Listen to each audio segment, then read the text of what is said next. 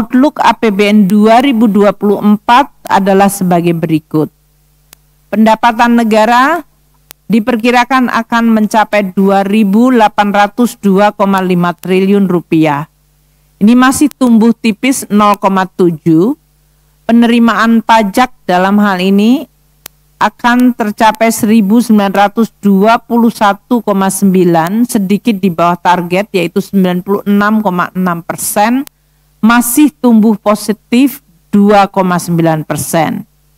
Penerimaan pabean dan cukai mencapai 296,5 triliun atau 92,4% dari target, tumbuh 3,5%.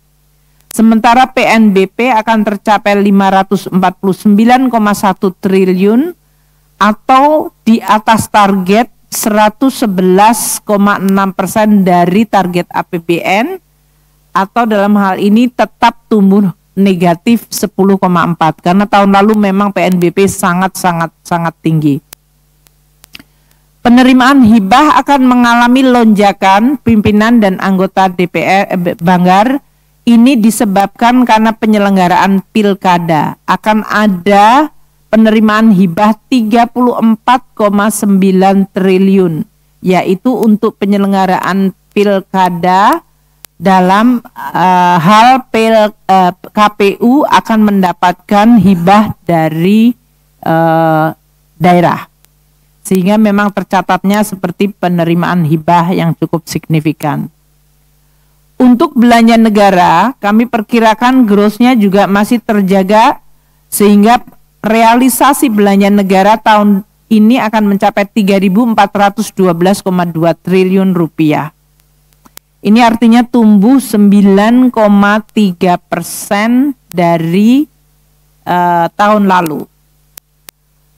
Dan belanja pemerintah pusat dalam hal ini naik mencapai 2.558,2 triliun atau 3,7% di atas pagu. Dalam hal ini adalah 103,7% dan tumbuh 14,2% dari tahun sebelumnya. Belanja KL tumbuh 4% mencapai 1.198,8, atau kalau dilihat dari pagu tahun lalu itu naik 108 triliun. Ada kenaikan sangat signifikan dari belanja KL. Pagu anggaran adalah 1.090,8 triliun, realisasinya diperkirakan mencapai 1.198. Ini karena belanja KL akan mengalami kenaikan, terutama realisasi dari pinjaman luar negeri, hibah pilkada, dan juga realisasi pinjaman dalam negeri. Untuk belanja non-KL yang mencapai 1.359,4 outlook-nya, ini adalah 98,7% dari alokasi anggaran, atau turun 17,3 triliun dari tahun sebelumnya. Transfer ke daerah mencapai 854 triliun, atau dalam hal ini turun gross-nya 3,1 atau 99,6%. Atau sekitar 3 triliun dari alokasi anggaran 857.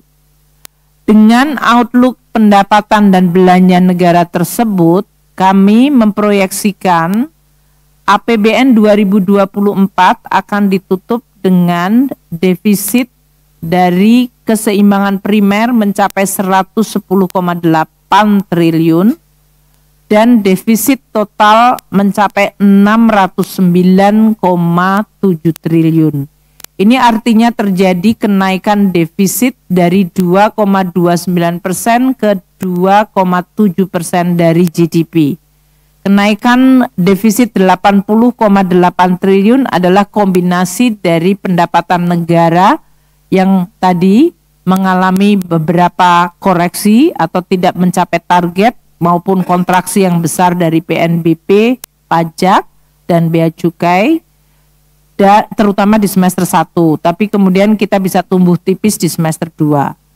Dan juga belanja negara yang mengalami positif growth hingga 9,3%. Kami memperkirakan bahwa pembiayaan anggaran untuk membiayai tambahan defisit 609,7 triliun, yaitu tambah 80,8 triliun rupiah, akan dibiayai melalui tambahan penggunaan SAL 100 triliun dan penerbitan SBN tetap lebih rendah. Jadi dalam hal ini kami meskipun defisitnya naik, penerbitan SBN-nya tidak naik, malah justru lebih rendah 214. Inilah sebetulnya kenapa tahun 2022-2023 waktu kami mampu mengumpulkan SAL cukup besar dipakai pada saat situasi seperti sekarang. Pada saat suku bunga dunia tinggi, rupiah sedang mengalami tekanan, kami bisa menjaga agar SBN tidak diisu lebih banyak, sehingga dengan demikian kami bisa menjaga competitiveness dari yield SBN kita tanpa mengalami tekanan yang besar. Kami mengajukan kepada DPR untuk menggunakan SAL 100 triliun tambahan dari yang 51 triliun yang sudah kita usulkan dalam Undang-Undang APBN. Hal ini bermanfaat sehingga kita tidak perlu harus masuk ke market terlalu besar dan tetap bisa menjaga kinerja dari surat berharga negara pemerintah. Kami ingin sampaikan beberapa highlight semester 2